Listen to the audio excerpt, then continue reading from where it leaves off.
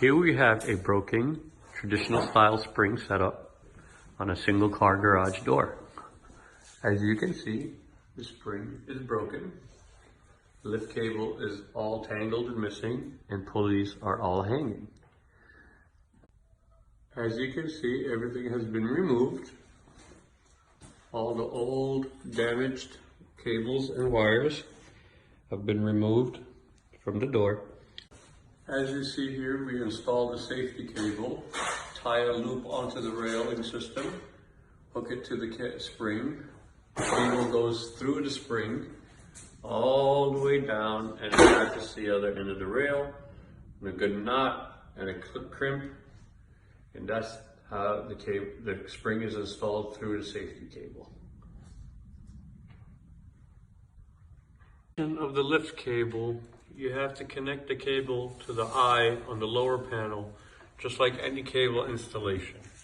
Make sure you go around the first pulley, come all the way without tangling it through the safety cable. Make sure there's nothing rubbing against each other or biting.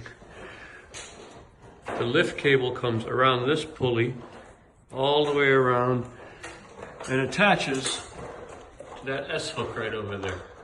If there is no S-hook available, you most likely will have an item like this. You tie it into this, and it connects to the S-hook also. If there's no eye at the other end of the cable, like how that has an eye right there. You do the same exact thing on the other side.